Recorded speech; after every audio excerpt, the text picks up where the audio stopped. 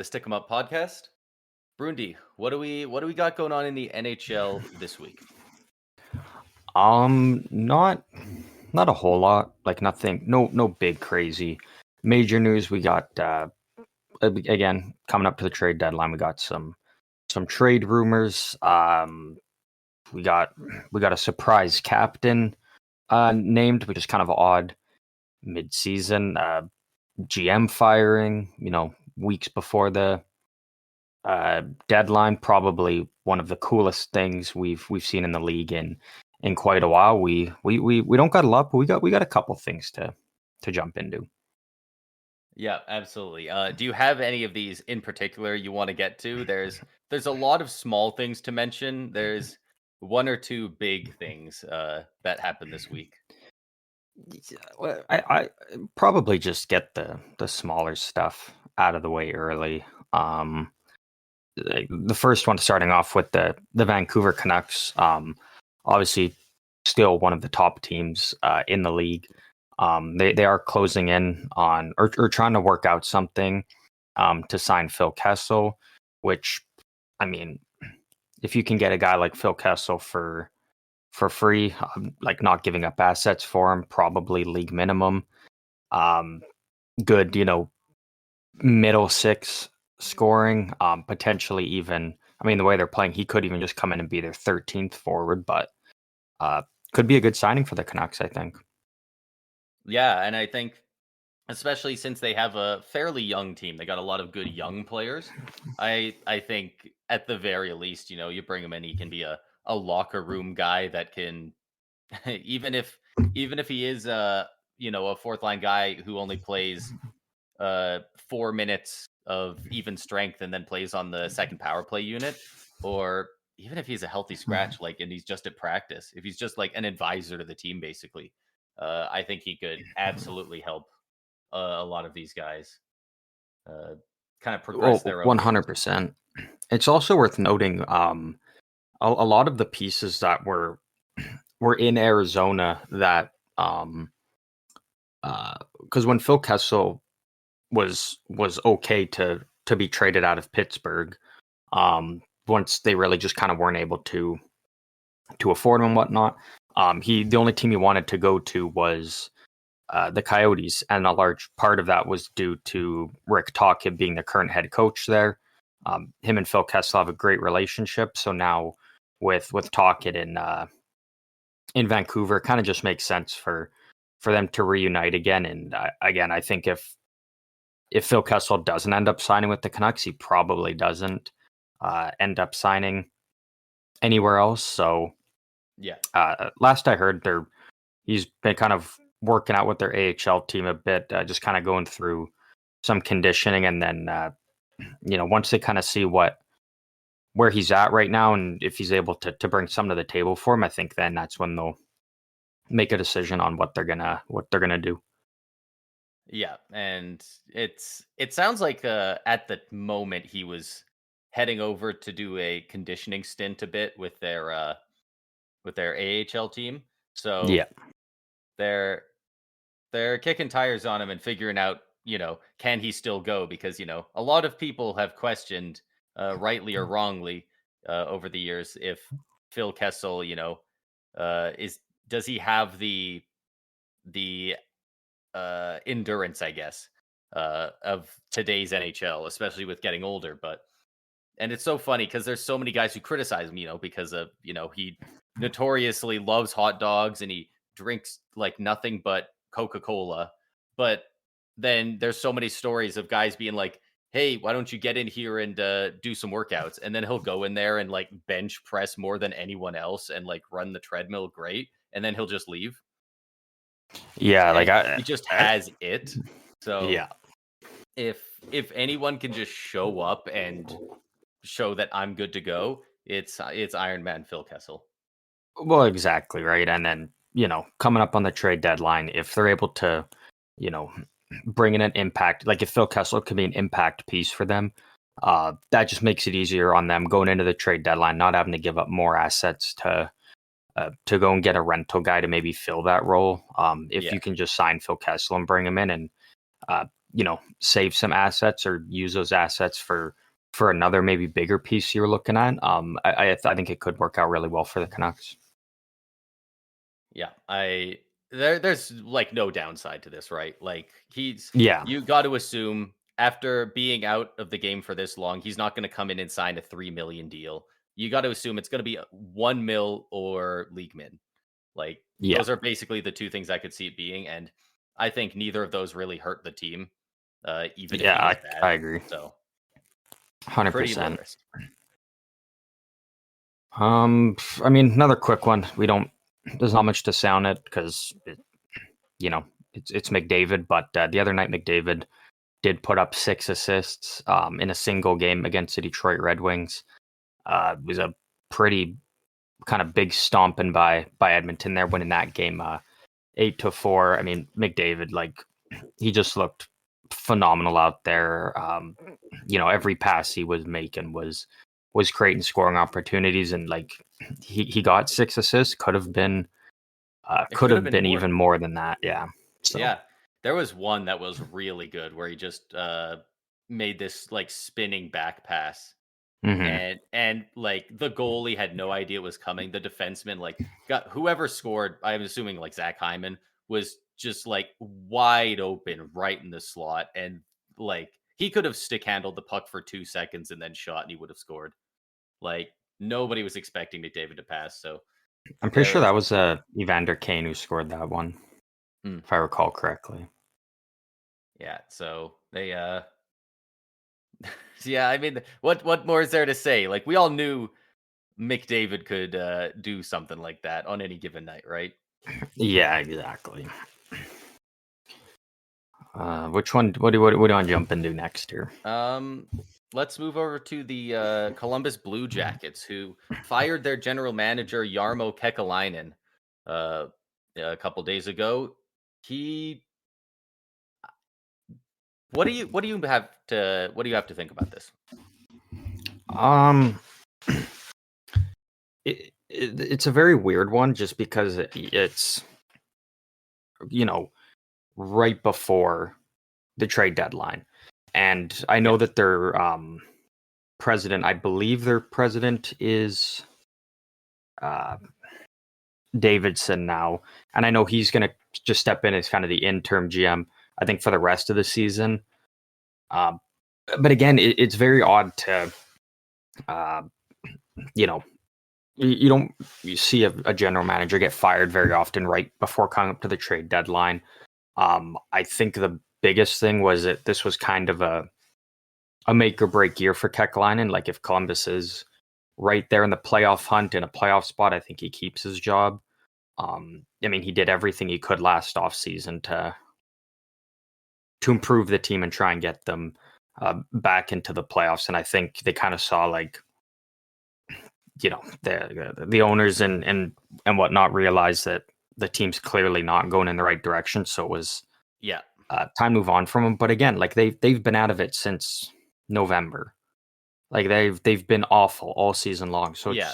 It's it's not a just surprise all of interesting a that sudden in the new year that they're yeah. at the bottom of the league. So it's just kind of interesting that now is the time they decide to to do it. And so, it's going to be Especially, interesting to see what they do at the deadline now, for yeah. what direction they're planning on going in. And I think it's especially kind of weird just because I don't see a lot of what's going on being Kekalainen's fault really. Like by all accounts, this team should be turning a corner. Like going out and he's got guys like, Patrick Laine hasn't panned out as much as they want. Goudreau hasn't panned out. Um but their drafting has been great. They have so many good young guys coming up.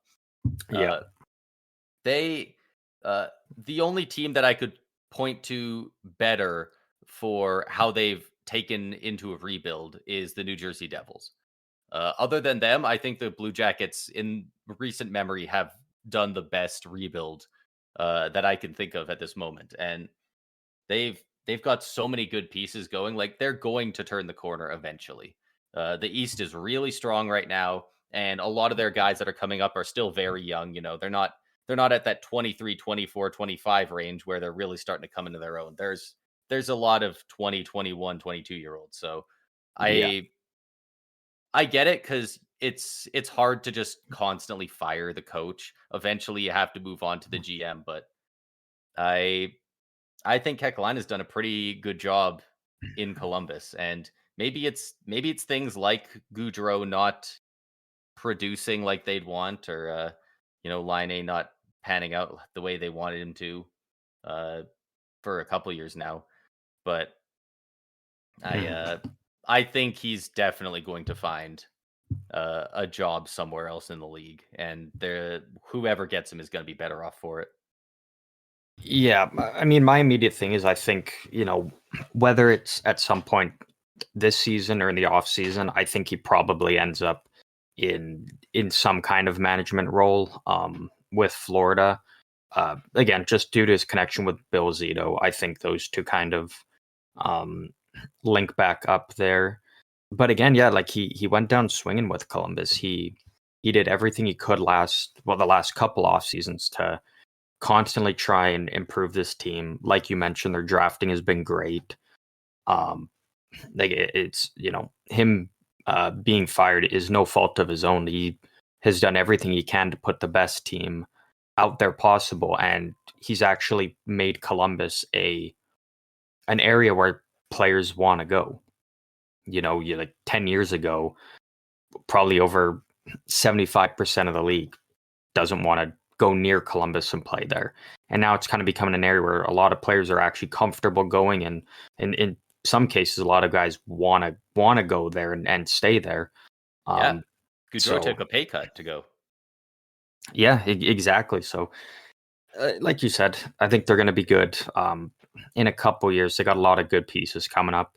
Uh, and if you got to kind of uh, tear down from within a little bit. I think the coaching situation obviously is going to have to be completely redone in the off season. It was a shitty situation to start the year for them. Um, Before the draft, figuring out who your new general manager is going forward. Um, if you're already at the point where you're at now, where it's the season's lost, I think maybe you know, with the trade deadline coming up, you maybe move on from your captain and Boone Jenner and try and get the most value back for him while you can. And and they don't need to rebuild, but I think a little retool and a little personnel changes is what they need to. Yeah, they just kind of need to regroup on the rebuild because the rebuild is definitely still going through. They've got so many young guys, but just moving out a Yeah, couple of the older guys that are on some expiring deals, try and move out some of the bad contracts. They don't have many, but some of yeah, them are tough. Um, Severson, I believe, he might have 8 years left, 7 or 8. So yeah. Well, yeah, because he just signed that new new deal with them when he got traded there. I don't even think Severson's a problem for him. I think he's come in and done almost exactly what's been expected of him. yeah, Even Provorov is coming in and looked just fine. It's really just when you're looking at your top guys. I'm not going to include you know Patrick Laine for obvious reasons. Just a lot of things going on with him, but like Merz Lincoln's has had a really rough year. Goudreau, I mean, just can't seem to get it going. Um, and then really from there on out, it's a lot of young guys like Fantilli, Marchenko, uh, Chinikov, Cole Sillinger, Ken Johnson. Like yeah. it's just a lot of young guys that are still finding their way in the league. So with those guys, it's you just got to give them time to get It's comfortable. crazy how many I've started paying attention. Like I didn't used to pay attention to the upcoming drafts, but I believe it was either I think it was the 2020 draft where Lafreniere went first overall, where I really started to pay attention to that one and all the subsequent ones. And every single freaking time there's a guy that I'm like, that guy looks really good. He's not like gonna go first, but he looks like he's gonna be really good. Every one of these dudes gets picked up by Columbus. Like I think Kent Johnson is gonna be a guy vying for the Art Ross someday. I think he's gonna be so good. Fantilli's gonna be fantastic. Like they have so much talent. If they can get somebody to help develop them, yeah, they're gonna be an absolute wagon.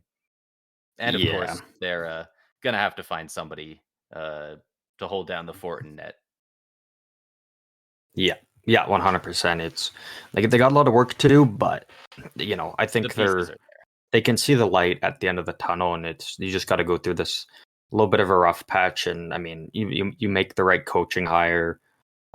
You get a key signing in free agency like that, and obviously the goaltending, Lincoln's isn't going to be their guy next year. So if they can figure that out, there's no reason why Columbus can't contend next year. A lot like all those young guys mentioned, if they all even take a step forward or two, they'll be just fine.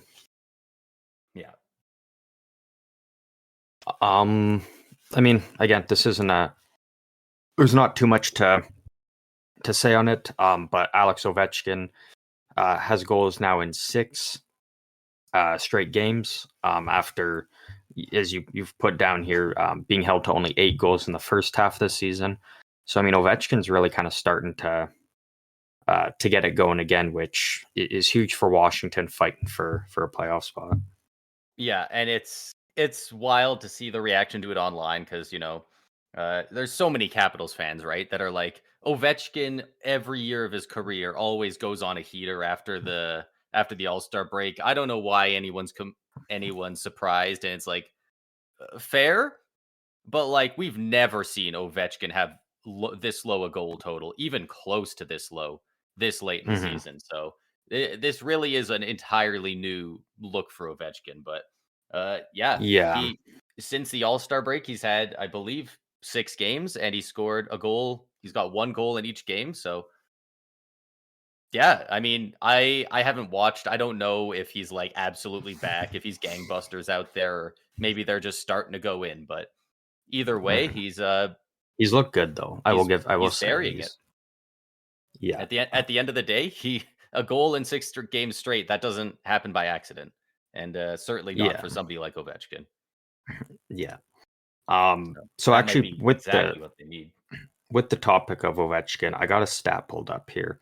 So this is most goals by individual players since the beginning of the 2016-2017 season. I have the top 5.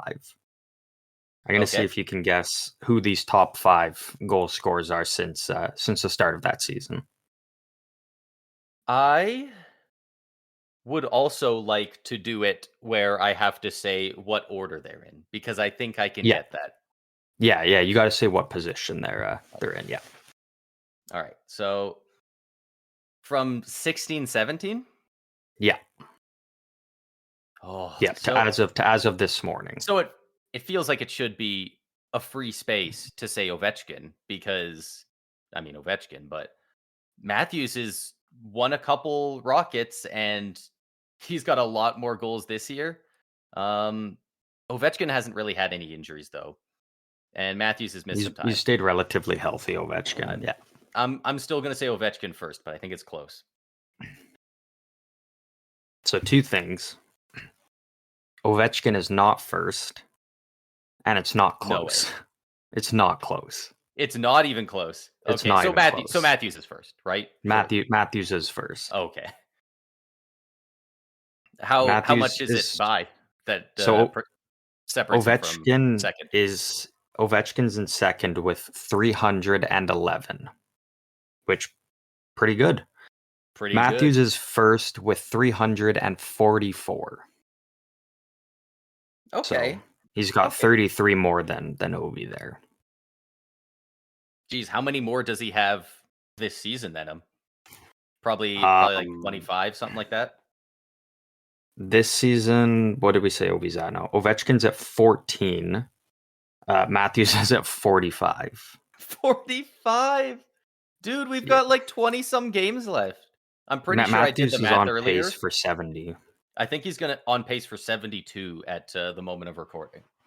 I did the math earlier today. Yeah.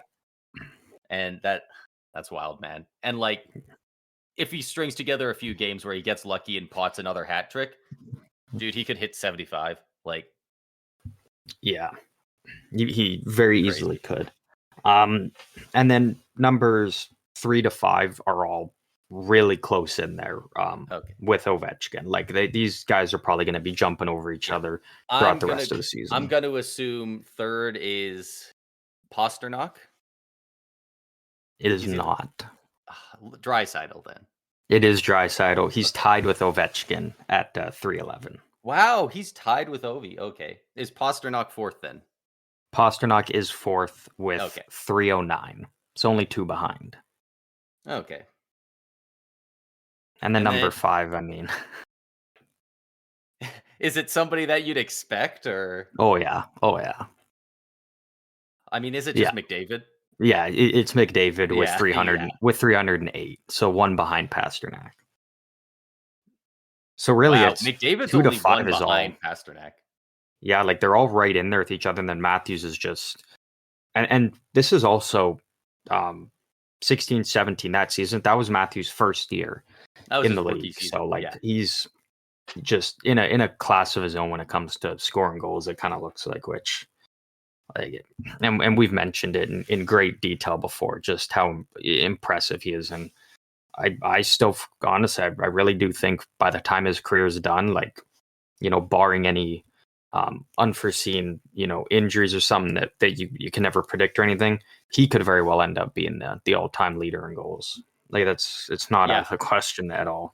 Absolutely. I think he has the best part of Ovechkin's game and like the best part of Stamkos' game put together. Like, yeah, like he's got the shot, but he knows how to maneuver through guys, and he can, like, he's always open. Dude knows how to find open ice, like second to none. Yeah. And the talent around him, like he's been very fortunate, like to play with guys like, for basically his whole career, guys like Tavares, Nylander, Marner, like he's got good pieces around him, which I mean, obviously that does play a huge role in his goal scoring success. If he was on a different team with, without those high end superstar players, I don't even know where he would be at in terms of goals. He'd still probably have quite a few, but definitely not 344 so far. Yeah, I definitely think he'd have less. I venture to say he'd probably still be in first on this list. I think he's that good, and I think he's probably like fifth.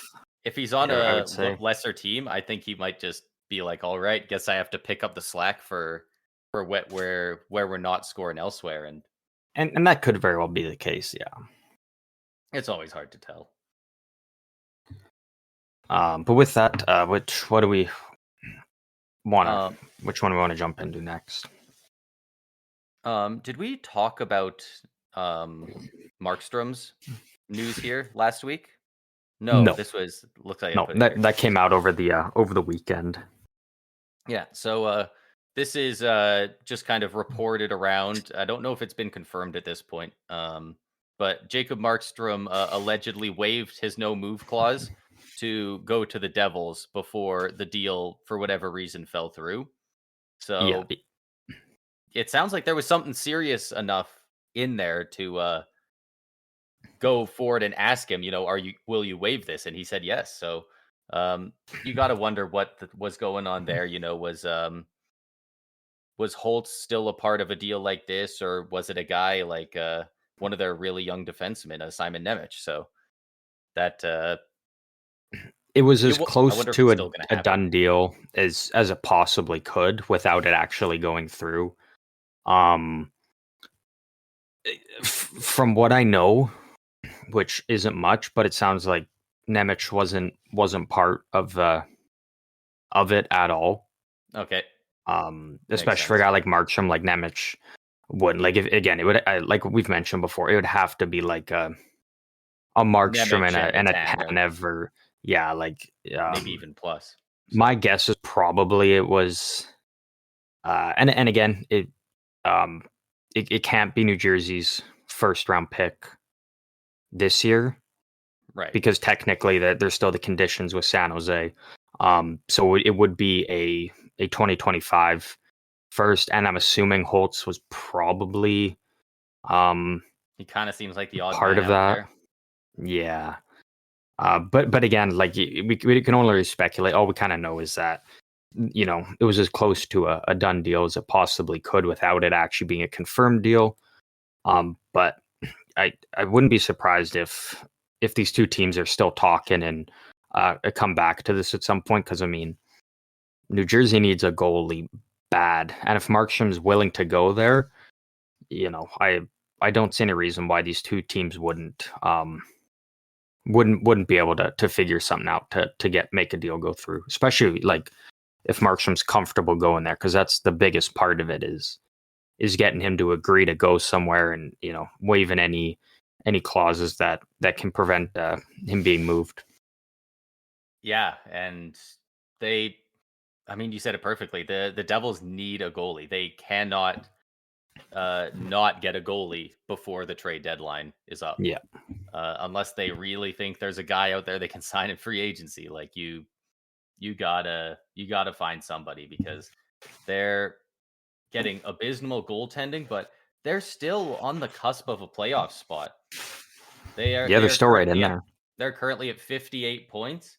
Wild cards 1 and 2 in the East are 64 and 60 points. They're only one win behind Detroit right now. So, and that's with Jack Hughes missing and Nico Hischier, both having some extended time out due to injuries.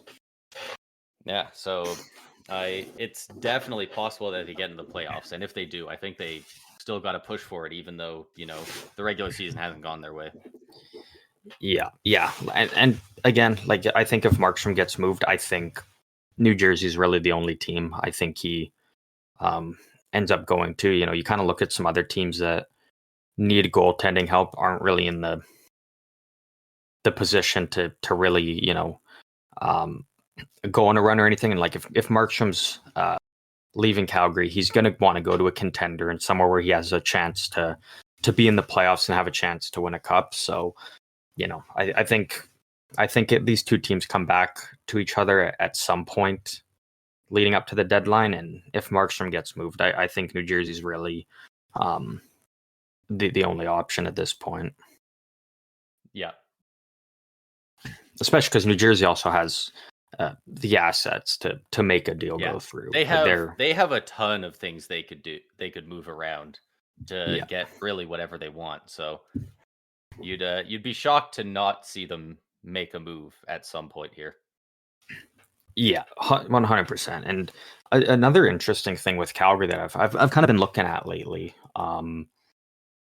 is, Noah Hanifin is still, no one really knows. Like, it's not like they're actively shopping him, but it doesn't sound like they're talking on a contract. But like there's not a whole lot of places that Noah Hanifin is a good fit. Yeah. Like I'm assuming if a team trades for him, they would want to, sign him to an extension right away and lock him in. But when you look at all the teams that, are true cup contenders that could really be going all in, like not many of them really need a top 4 left shot defenseman. Yeah. And then even the team that you could make there, you could make the argument for a team like Tampa. Yeah. With Sergachev out, but then even with Sergachev back next year, then like, then do you have Hanifin playing on your third pair or something? Like, yeah. So and it's a tough spot for Calgary. But I just don't. Once Sergachev's back and he's off LTIR, I don't think we'd have the money to keep him. Is the thing. That is also a big part. I don't hate the idea of running 3 defensive lines, because like that's what we did for our back-to-back cups. We had Hedman first line, McDonough second line, and Sergachev third line, and then we rolled all of them with like a good amount of ice time because they're all left defensemen. But it just wouldn't work for us. And yeah, he's kind of in this weird spot where he's not quite elite enough for a bunch of teams to be like, we need to go out and get this guy. He's going to be our meal ticket, but he's too good to be cheap. So yeah, he's in this bit of an awkward middle ground for sure. Yeah, and there's no there's no rumors around him whatsoever. on where he could end up going. A team that I think I wouldn't be surprised if they make a run at him would be the Arizona Coyotes, actually. I think the Coyotes are really starting to kind of, you know, they're starting to really find their identity there as a team. They're a lot better than years past, and I think, the idea of getting a guy like Noah Hanifin, if you can get him for the right price and then lock him in there as part of your core, and he fits kind of within the timeline of where they're at. I think he could be a great fit for that team, and a big part of uh, helping out that defensive end for them. Again, no rumors to it, but I think that's a team that could make sense. Yeah. Um, we got a few more things here. I think we'll get through one or two more, and then we'll talk about the Ridley Greig, yeah, that whole thing.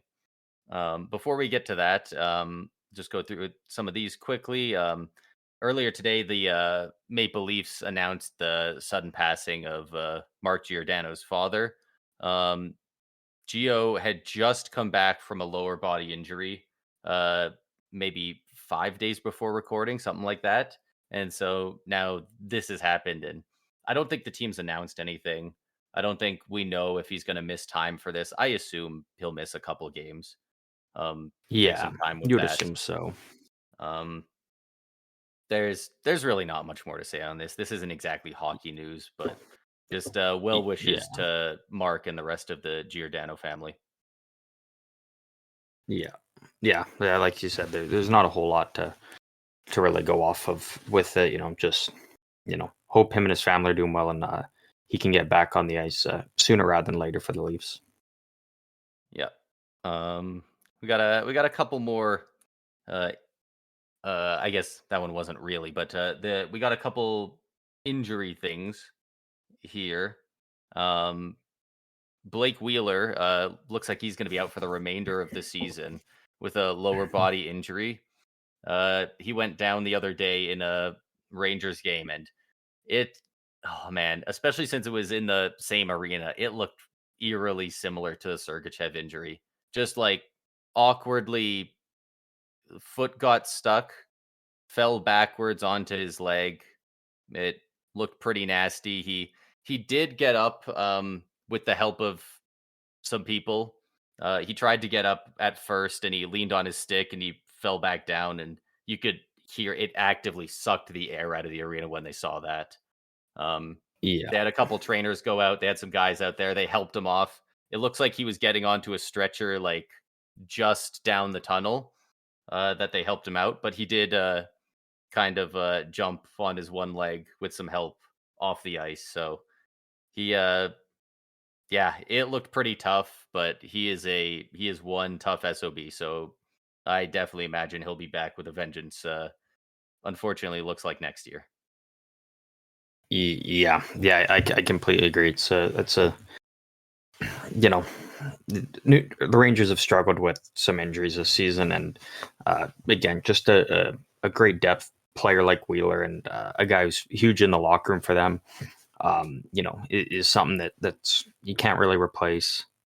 What he brings on and off the ice. And he's, that might be the end of him with the Rangers. He's only on that 1 year deal, so I'm not sure what their plans will be with him moving forward now. Yeah, it's really tough, and Blake Wheeler is a tough guy. People were talking about this, how he like it's hard to tell how bad the injury is because he he kind of no sold it a little bit if it is that serious because the way he was able to get off on one foot. People were talking about how he'd played multiple weeks in the playoffs before with uh, bruised and broken ribs, and he had there's the one time he blocked a shot and it actually ruptured one of his testicles, and he played Yeah, out the rest of the period. Like, dude is an absolute warrior, and yeah, yeah, you hate to see injuries like that. yeah, yeah. It's always tough seeing ones like that. Um, hopefully he's able to uh, come back, healthy, and maybe there's potential for him to stick with the Rangers and sign a new deal there, or He might just re-up and do the same contract basically that he signed this year, and he just one more year at whatever number, the 800K or whatever he's there for. And if it doesn't work out, the Rangers, there's going to be other teams that will 100% be looking for him in free agency. And then the other injury news coming out of Pittsburgh is Jake Gensel is out for 4 weeks ish with an upper body injury. That's worst case scenario for Pittsburgh right now. Yeah, he is. He's the guy that they're looking to potentially trade at the deadline. He's really the only guy they could if they decide to go that route. So it's really tough for them at this point. That might have driven his price down a lot, which is too bad because what everyone's talking about is that Jake Gensel will probably fetch a better price than Lindholm got. And easily. And the Flames got a lot for Lindholm, so that would have been huge for the Penguins. So hopefully that doesn't drive it down too much. Well, and even just he's a great player. I don't see the Penguins being a team that just sell the farm now and give up on the season. You can't do that when you've got guys like Crosby, Malkin, Letang. You went out and traded for Erik Karlsson. 50 goals this year. Yeah, man, and going up to the trade deadline, you want to put yourself in a position where you can be like, hey, we can actually, make the case that we're buyers because we're right in there. And, losing your, one of your top players in Gensel going up there, the rest of the team's really going to have to pick up that slack and try and get Pittsburgh into at least a respectable spot come the trade deadline. And then, they're going to have to decide whether,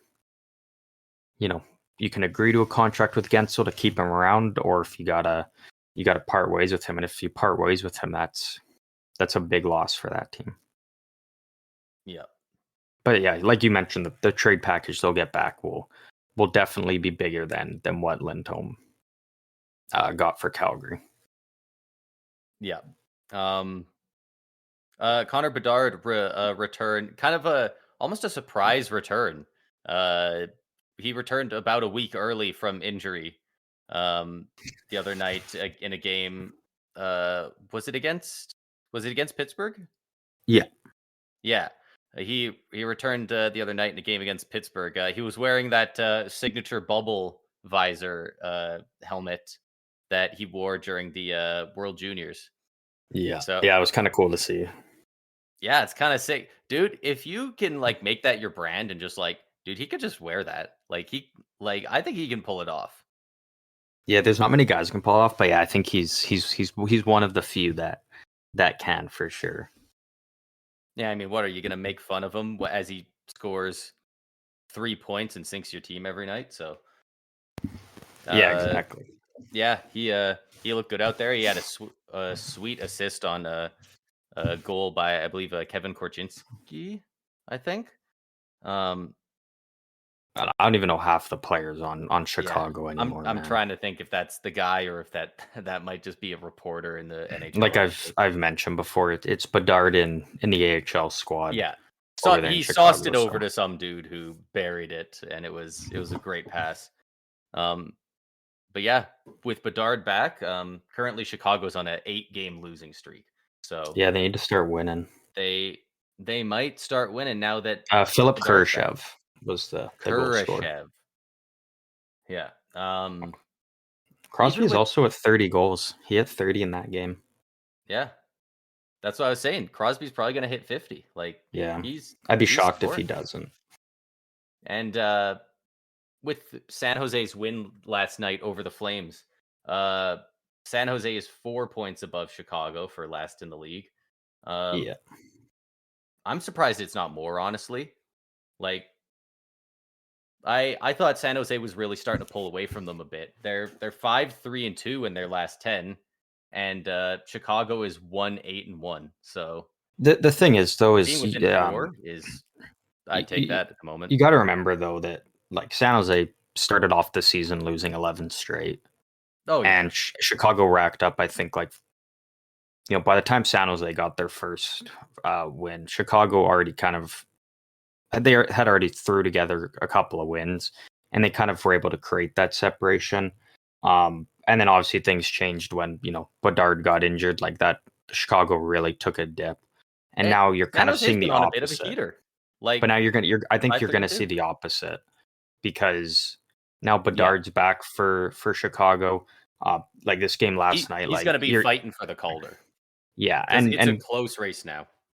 yeah, and with the Sharks last night, like you're not going to get 5 goals from your fourth line again this season, which is what San Jose got last night. In a terrific game. Like that was a great game they played from start to finish there.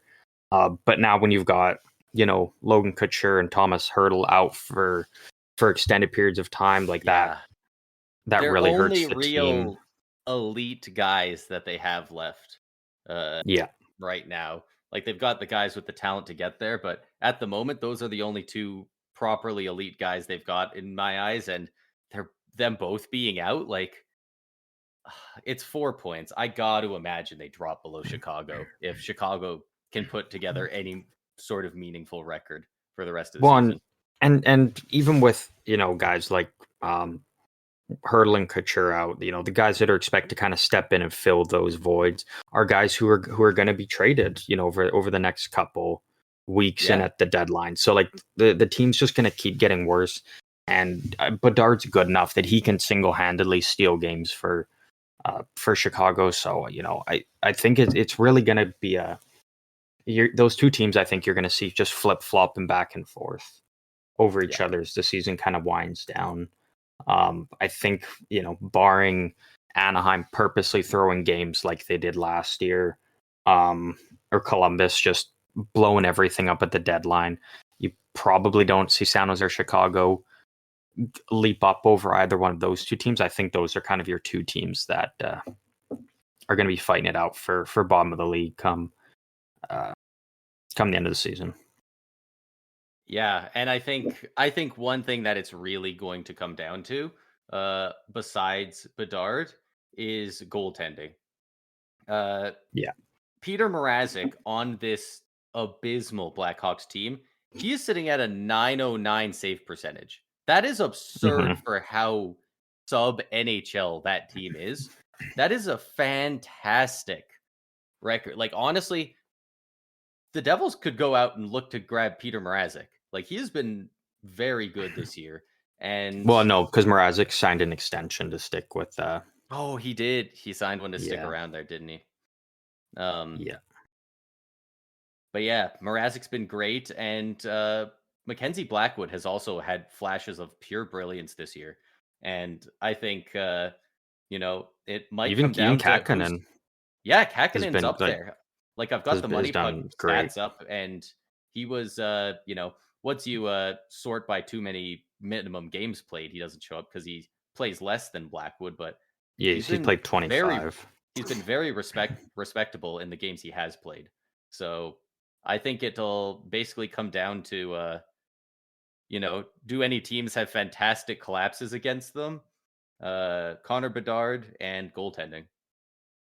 Yeah, yeah, that's exactly what it will end up coming down to. And with San Jose, I think they take a hit because obviously, barring a crazy change of heart there or anything, Kakkonen's probably getting moved at the deadline unless he signs a deal beforehand. And so then, on the nights when Blackwood doesn't play, San Jose really doesn't have any other goalie that can put up a respectable game for them. So, Who is the backup goalie in Edmonton right now? Calvin Pickard. Oh, okay. So Pickard's not terrible. I was wondering if they might be able to use a backup goalie, considering Campbell's just. I haven't heard news on him in like a month. Like he's Yeah, just I haven't heard anything of. is he just he's just still toiling away in the AHL, I suppose. Yeah, And that's too bad. It was nice to at least get to see him, have his bit of fame there and get a good contract while he was around because he seems like a really good dude, but he was unusable. Edmonton was right to send him down, and it sucks, yeah, but that's how it is. Yeah, well, and the thing with goalies is like, there's, if a team's going out to trade for a goalie, they're it's going to be a team that's, uh, you know, in the playoff race. Like, you're not going to be a bottom of the barrel team and trading for a goalie, unless they know that they can trade for Kakinen and then he'll sign a deal to stick around there. But again, like there's just not many teams that are in there that need that goaltending help. Like, you can make the argument for Carolina still. New Jersey is obviously a clear one. Detroit, maybe. I don't know how confident they're going to be in like in what they've got right now, but so the goaltending market's an interesting one. I Yeah. think Markstrom goes to New Jersey, and then after that, it's there's no other teams that need that clear help, but you can make the argument for some teams, but none Yeah. is as clear as New Jersey. Yeah, absolutely. Before we get into the final one, just a quick one, and I'm reading this and I'm just like, damn, it feels like this has already been a thing for a while, but it's not. But the Sure. Philadelphia Flyers mid-season, oddly enough, you know, in a playoff spot, doing great. They have named Sean Couturier as the next captain. He is the first captain of the team since Claude Giroux's departure. I think If this is anyone one where deserves the it's golf clap.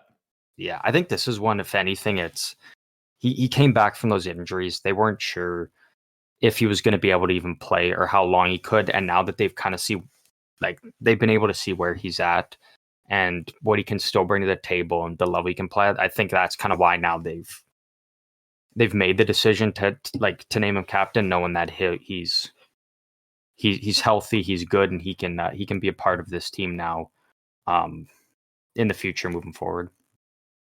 Yeah, and I'm just trying to find something here because John Tortorella was telling a story. Oh God, how do you spell Tortorella? If you just put in Torts, it'll probably come up. John Torts. Johnny Torts. They he was saying the other day how he I believe it was Couturier. I just wanted to confirm, but I believe it was Sean Couturier who he was having a pretty good game, and then he had a really bad play that led to a turnover, and they got scored on, and so Torts benched him for a couple of shifts, and then he said, "All right, get back out there," and he went out there like a bat out of hell. He went out with a vengeance, and he ended up scoring a really nice goal, and he just like did this like going down to one knee fist pump Selly that was so intense. And Tortorella after the game said, "Yeah, that was a big fuck you to me. I could tell." Uh, And and Torts loves that, though. He oh no, yeah, loves that. he said it. He He loves said that it with a shit. smile. He loves Yeah. that. He Yeah. loves guys going on the ice and proving him wrong. Like, Yeah. and I wonder if a moment like that led to this. I wonder if Well, he they was don't like, really have any other options. no, but they could have stayed without a captain, and Torts is no stranger to that either. And I I mean, yeah, wonder if but a moment like that, because that happened only about a week ago, and something like that was just a little extra fire, and maybe that happens. He has a good game next game, and he says, "Screw it, you're the only man for the job," because he yeah. absolutely deserves it. He is the heart and soul of Philadelphia hockey right now. Oh, 100%. Like he's been the driving force for that team, and getting him back from those injuries is just been huge for them, and it's a big part of the reason why uh they're where they're at now, still in a playoff spot come middle of February. Like, no one saw that coming. No. With that Well, said, the big one, the I final think one. that's everything.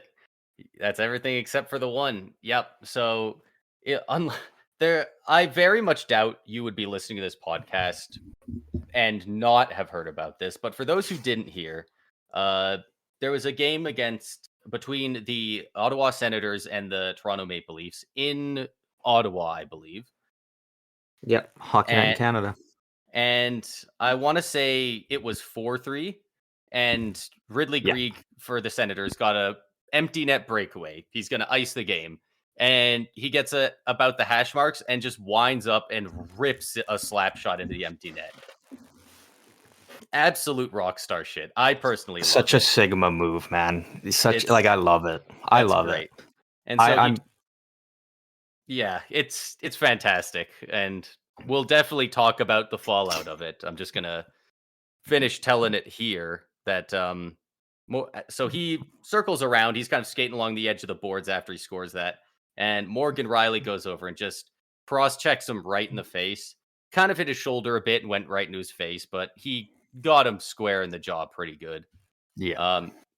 That was almost a full week ago. That's got to be at least 5 days ago now. So since then, Morgan Rielly has had an in-person hearing that actually I think got moved to an online video call hearing because I guess they didn't want to travel. There was a massive snowstorm in New York that was just terrible, so they switched it to Zoom, and it was the weirdest thing because it was like it happened on Saturday, and then it's like, okay, the following day he's got an in-person hearing. It's scheduled on Tuesday, and then the news didn't come out, and he ended up getting a 5-game suspension. But the news of the suspension didn't come out until half an hour before the Leafs game, which I think is just absurd that it was they milked it for as long as they could, right till the last second. Yeah. The hearing was in the morning. It could have been, okay, it's done. Boom, here's the suspension. But they dragged it out right until the very last second, which I thought was really weird. But yeah, I mean, 5-game suspension, I think is fair. I think it's a great call. It was not a hockey play. It was outside. The whistle had been blown for several seconds because obviously empty net goal. And man, there's one thing I do appreciate, and that is, despite them all being bad takes, the Maple Leafs, everyone in that organization, top to bottom, has Morgan Rielly's back. Yeah.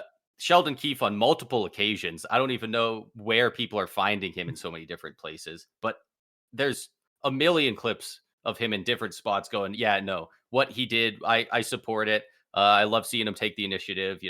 Ryan Reeves was, saying good on him and stuff like that. I think even Marner and Matthews were talking about it. Sheldon Keefe's a bit of a crybaby, though. You don't have to tell me. The one thing he said was he got a 5-game suspension because it's Toronto and people love to zone in on Toronto and make an example of him. And it's like, no, it's because it wasn't a hockey play. Yeah. And I think what he said isn't on it in this situation. I don't think it affects the suspension, but it is true. They get a lot more eyes. This would not have blown up as much as it did if it wasn't Toronto. This was everywhere for hockey news for 3 days. It's all you could hear about. I was trying to find Lightning highlights the other day, and I couldn't because just everything about hockey was about this play. But it's turned Leafs fans into just huge crybabies online about it. The most common example I see is they complained that Brendan Gallagher got 5 games for his elbow. And they were like, oh, well, if Gallagher got 5 for that, how can you give Rielly 5 for this? No, the issue was Brendan Gallagher didn't get enough. Because Morgan Rielly got 5, David Perron got 6 for what he did. So you can make the argument that Morgan Rielly is actually lucky he didn't get 6 because I put what he did on par with Perron. Yeah. And the Brendan Gallagher one is completely different because Gallagher's the one who didn't get enough games. It's not Morgan Rielly got too much. It's Gallagher got off the hook a little bit easier. Yeah. Absolutely. And I don't blame Morgan Rielly. I think it's fine for him to go in there, and you know what? Go in there, check him into the boards, drop your gloves, do something. Drop your gloves. Don't cross-check him in the face. If he's that so upset, fucking lame.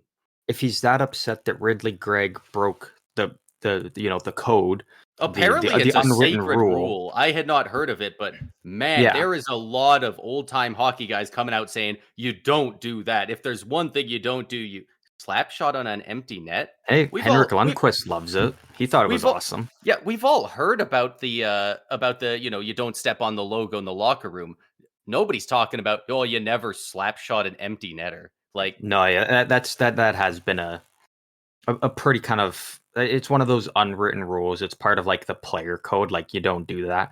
But at the same time, if that's your argument, isn't part of the code not throwing a cheap shot at a guy for something like that? Isn't it to drop cheap the shotting gloves a and go guy man during to a man goal with him? celebration. Yeah, Yeah, it's like, if you're Morgan Riley, why don't you just go and grab him and just drop the mitts and do what Erica Branson did to Nick Cousins? yeah. You get your message across, and at the very least, you probably get one game. I If was gonna say, Ridley Greig fights back, you who don't even gets face more a than one game suspension. for instigating a fight unless you like really pound their face in? You're only gonna get one. Well, I guess he would get one regardless because of the rule. If you instigate a fight in the final like Yeah. 3 minutes or something, you get one game. But it's like, if you're going to be upset that Ridley Greig broke again the code, isn't the code for The something like quote that to code. drop your gloves and go toe to toe? Don't throw a cheap shot and then Yeah. There should be a higher level of the code that says don't hit people in the face with your hockey stick. yeah, yeah, exactly. Eh, And I love what Ridley Greig did though. I think it rock was star shit. awesome. It That is put him sick. on the map for the rest of his career. Like, If I was in the NHL, I would never score a regular empty net goal again. Like, I would be like, "That was awesome." Every time I'm in that situation, I'm absolutely blasting that thing through the net. Like yeah, like, that it's just so fun. It got the crowd hyped. It's a bit of an FU to the other team, and, like, I'm I'm surprised at how many guys that are such, it's so many of these old hockey guys that are like, they're used to the tough game and stuff, but it's like it's weird that they're so big on toughness, but also wham, he slap shotted it on the empty net. yeah. Like It's like, it's such a yeah, weird tough guy stance on such a like kind of crybaby issue. So yeah, like mhm. I don't know if you don't want him to slap shot on the empty net, don't Don't give lose him the a game. breakaway from Don't give him a breakaway while the net's center empty. ice There's a in. lot you could have done before that point. Not a single Leafs player was back checking. Like Morgan Riley was gliding in behind him, just gave Where up. where was Morgan Riley when Radko Gudas was screaming in his rookie goalie's face after they eliminated him from the Yeah, playoffs? yeah, exactly. That's got to It's be worse than slap shotting the empty net. Battle cry into your rookie goalie's face. Like I yeah, can't believe he wouldn't do anything there. So I don't know if he was just pissed off from the night in general, but and yeah, if it's a bit of a if it lame look. was Ottawa versus Minnesota or Winnipeg, he probably doesn't do it. But you know what? It's, first of all, and you know what? I know it means a lot to the players, especially on Canadian teams. But it's hockey night in Canada. You're at home. You're playing your rival. Yeah, Like, why would you not go out there? And again, I said it before. It put Ridley Greig on the map for the rest of his career. yeah. We're guys that pay attention to everything around the league. We know pretty much every player. So we already knew who Ridley Greig was, but I've talked to so many But even people who then, are only just the only like casual. some. Like I know of him. Like I don't know Yeah, what kind of season he's having even. But no, but at least now, you've heard his name. yeah. But now Whereas the people look casual at him. viewer, like the casual watcher, um, had no idea who he is, and now they all know who he is, whether they like what he did or not. Everybody knows who he is now, and if that's the type of guy he's going to be, that can be a 50-point guy to potentially even more, because he's still very young. If he can go on to kind of be that, I don't really want to say Brad Marchand type of guy, but also kind of like, if you can kind of be that guy that can contribute offensively, but get under the other team's skin and Maybe a bit rattle them more a of bit, a like, Yanni Gord type, like yeah, a good middle six shit disturber. Like that is great for any team, especially a team looking to get into the playoffs. yeah, exactly. And I don't know. I love seeing all the people like that I've seen before that like was up in arms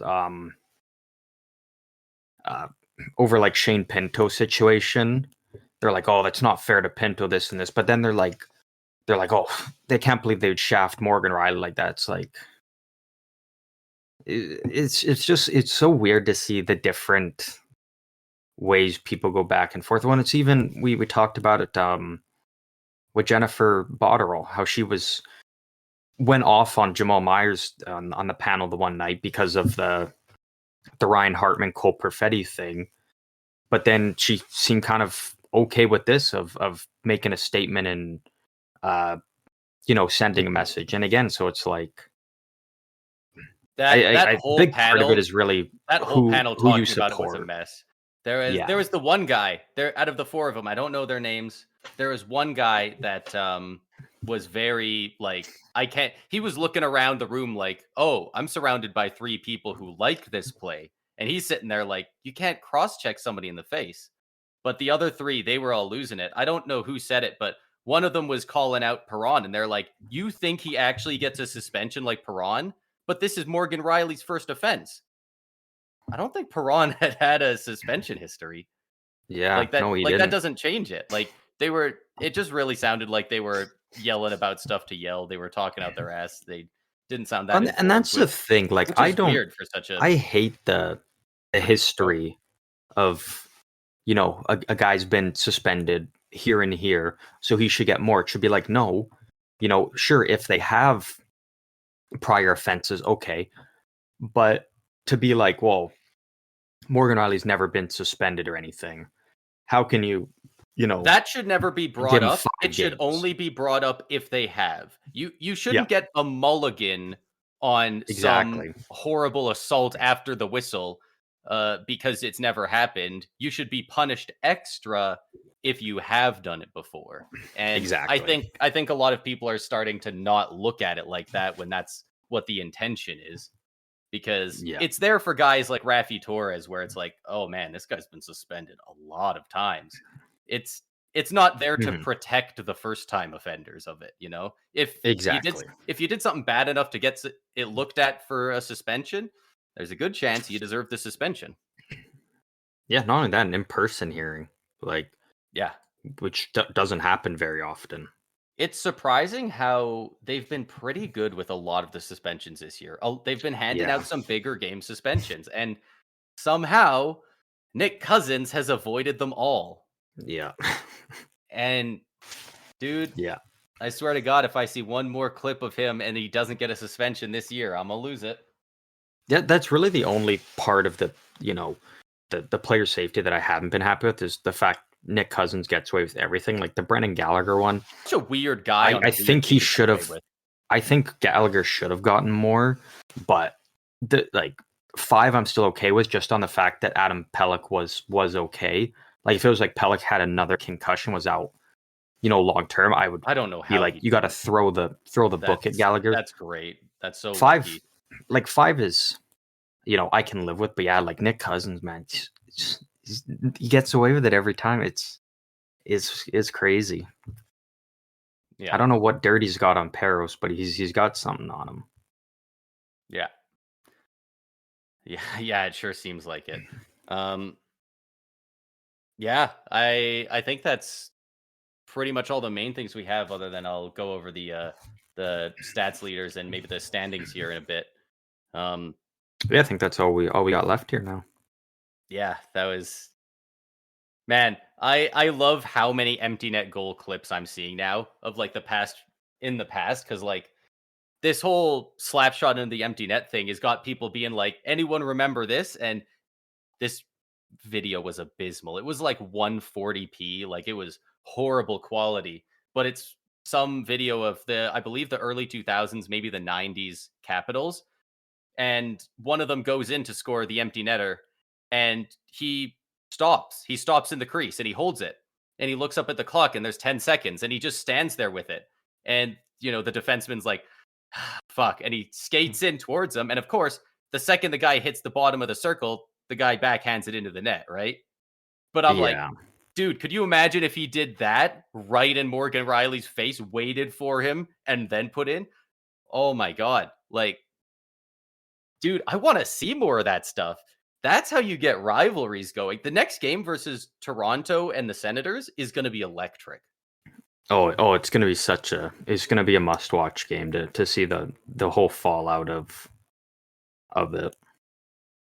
Like, there's a couple historically rivalry teams, the Boston Montreals, the Toronto Bostons, the Battle of Alberta, but there's not a lot of great rivalries in the league right now, and I think a lot of that is the parity. The Yeah, Sharks and the Knights just started going, and then the Knights were on the up, and the Sharks just started to go down. It doesn't really work, but man, when you get some of those organic moments that just really bring it out, like, yeah. you love to see some of those games. Some of those Oh, games just 100 absolutely go off. 100%. Yeah, I couldn't agree more. But with that all said, I'll unless you have anything else, I will get into the leading scorers in the NHL. Um, we're not like gonna go into it. I'm just gonna mention it because I feel like Sure. we haven't talked about this team in what feels like forever. But Uri Slavkovsky, slow start to his career. Um, he is on a 7 game point streak right now where he's put up 11 points. So which is pretty good. It's great to see, and it's worth noting that the start of his career from the beginning till now has been very similar to how Jack Hughes's career started. I saw that So comparison the other day. Yeah, they have really similar starts in like their first, whatever, 80 games or something like that. They have like it's like the same point total, but Slavkovsky has like one more goal and one less assist. Like it's the yeah, exact same almost. yeah. So it's I mean he's starting to get it going there, and if he can reach even somewhat of the level that Jack Hughes has reached, like that's a huge ad for for Montreal. Yeah, dude's not even 20. Like Yeah, yeah, and he's a big body too. Like it's going he's to be built like well. 3 years before he finishes puberty. Like I think people underestimate how much more developing guys continue to do when they're 20, 21, 22 even. Like you just get bigger, better, smarter, like not to Well, mention the and amount of not only practice they that, put in. Like he came over from out east. Like he didn't grow up playing in North America, so that's a big adjustment. You know, to leave everything behind that you've had your entire life, and you come over to North America, and it's a lot different over here. The game, so and yeah. that's also a big part of making that adjustment for a guy like him. So I think the stars are finally just aligning on everything for him, and he's making the most of it right now. Yeah, unless you're a big, like a massive name before you're even drafted, like a Bedard, a Crosby, the McDavid types, I don't think you get a ton of access to the best facilities either. And especially with wherever Slavkovsky was playing before, like over in Europe, who knows what access to stuff he had to. But now Yeah, being with the Canadians, like once he gets used to being able to fully take advantage of the millions of dollars that I'm sure they're putting into their, all the trainers and the nutritionists and all that. Like yeah. as long as he's still putting in the work, he's going to be an absolutely excellent player. Oh yeah, 100%, And most definitely. they've got a lot of good young guys on that team. Yeah. They I mean, you can say it about a lot of teams, which is exciting because it's fun to have young, good, high potential talent in the league. But like Hmm. uh there's there's not a lot of teams that have that that what the Sharks kind of had maybe 2 years ago even, or I guess a better example would be like Arizona 5 years ago. Like one of those teams that just you don't know if they want to go up or if they want to go down for now. Are they trying to rebuild? Like there's not many of these teams that are just no direction in the league right now. Most Yeah. of them have a pretty clear Chicago, the Sharks, Ducks, they're all rebuilding. They'll get better, but like they've all got pieces. A lot Yeah. less with Chicago, but they have Bedard. So Yeah, exactly. like there's no teams in the league that have no players of value and also no prospects and they're floundering. And Yeah. Yeah, that's really good to see exactly. cuz it's those teams that are bad by accident and they don't have anything to show for it, that you really feel bad for those franchises and their fans. So it's Hmm. nice to see it. It's at a point where, Columbus has got the young guys, the Sens, they're finally allowed to spend money, and they've got all these, they've brought in Giroux, and they've got Kachuk now, and they've still got some more young guys that it's Yeah, fun to see that every team's got something to look forward to. exactly right. For sure. But unless you have anything else, we'll get to the leaders. Yeah, dive right in on it. All right. So after their absolutely phenomenal game against each other just last night between Tampa Bay and Colorado, um, after that game where I believe Kucherov got 3 points and McKinnon got two, Nikita Kucherov is first in the league for points with 93. Nathan McKinnon is in second with 89. And Connor McDavid has shot up after that 6 assist game, and I believe 3 assists the other night. He is now at 80 points on the season in third. For goals, we got, in 51 games, 45 goals for Austin Matthews. Yeah, Uh, it's nuts. and then 39 goals for Sam Reinhart in second. And in third, we have Nikita Kucherov with 36.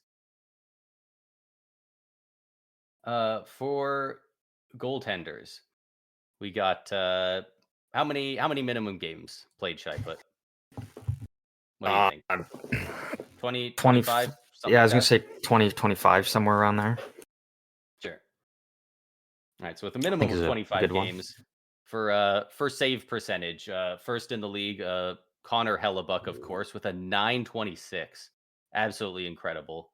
But not too far behind him, with only one less game played, Joey Decord with a 923.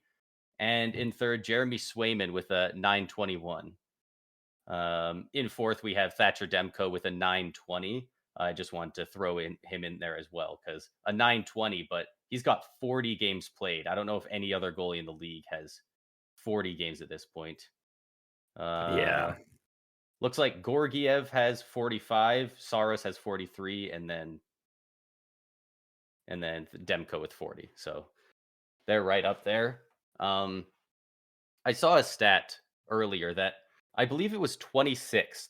The Winnipeg Jets are 26th in the league for goals for this season, and they're doing as well as they are, which blew Wow. my mind. Like Connor Actually, Hel- yeah. like Connor Hellebuck is putting on a clinic over there. The average save percentage in the league is like 900 even right now, and Yeah.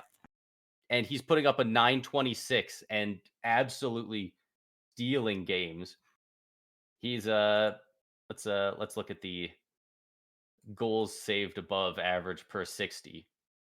Okay, so in fourth, third, and second, the numbers are 527, 561, and 577 respectively. Then Connor Hellebuck's in first with a 686. Like the rest of the top goalies are all pretty close, and then he's so much higher. Like he Yeah. at least at the time of recording, he should absolutely be a lock for the Vezina at the moment. Oh, Um, 100% should be. I Yeah. think I think him, Demko, and honestly, at this point, I think I would put Decord as the top three this year. Although I definitely Yeah. think some guys like Swayman probably have a bit of a claim to it as well. Yeah. There's a couple guys that are in there. Like it's, I didn't realize you can Decord have had played you that can many make the games. debate. Yeah. You can make the debate for a couple guys up in the top there. But like, yeah, Hellebuck stands alone right now as like the clear front runner for the Vezina. Yeah, he's been absolutely outstanding. And you know what? We'll go over the teams in a playoff spot. I think it's good to just go through. We'll go through just the teams that are in the playoffs, and if your team isn't, hopefully they're one of the teams that is about to jump into it because there's a lot of. This has been one of the most exciting playoff race years in recent memory for me. Like Yeah. usually, they love to say after American Thanksgiving, you know, you have like a 10% chance for one of these teams to squeeze into one of those spots. Like usually it's set by that point. Yeah. They've been changing constantly, at least in the East is where I've Yeah, been it's been all over the place. keeping track. But even in the West, you've got teams all over the place. So, um, but in the Atlantic Conference, the top three teams are the Panthers and the Bruins, both with 74 points, and the Tampa Bay Lightning with 65 points. In the Metro, the top three teams are the Rangers with 73, the Hurricanes with 65, and the Flyers also with 65. And then the two wild card teams with 64, the Toronto Maple Leafs, and with 60 points, the Detroit Red Wings. They've got almost every team in the East that's not that I didn't list on their tail, barring maybe three or four. Yeah. Yeah, it's a close race. Yeah, and there's like four teams that could sneak in there, and I don't think anyone would be too shocked. Yeah, no, definitely not. In the Western Conference, we got the Central Division. The top three there are the Dallas Stars with 74 points, the Colorado Avalanche with 70, and the Winnipeg Jets with 69.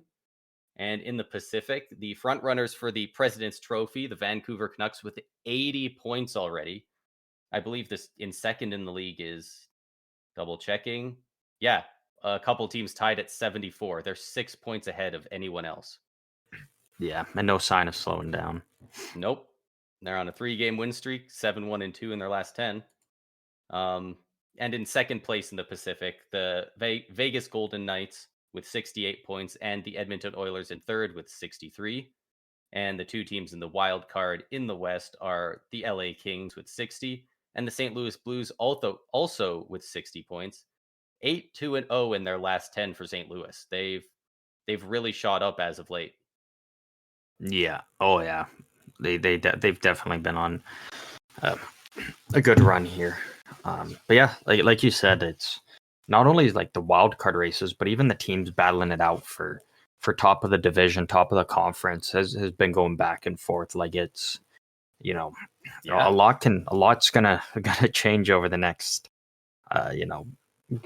2 months or so leading up to the end of the regular season. So it's gonna be interesting to see what teams get on a hot streak at the right time, what teams maybe hit a cold streak at the wrong time and take themselves out of it. Yeah, like the Jets were for the longest time top of the Central, and all of a sudden, they're down in third, below Colorado and Dallas.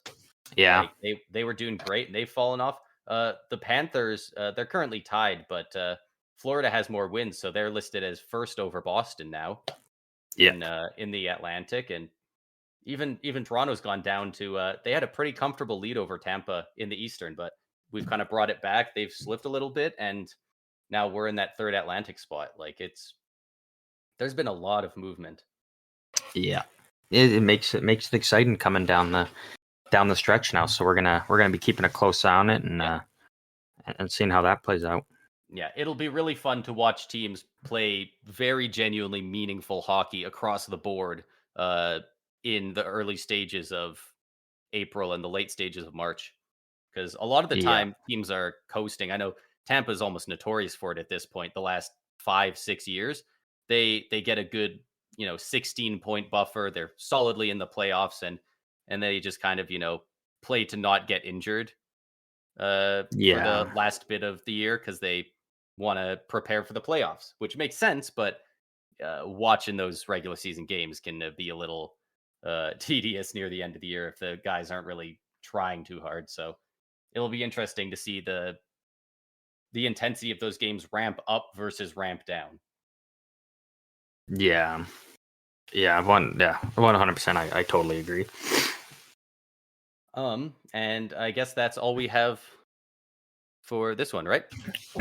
Yeah. I got nothing left.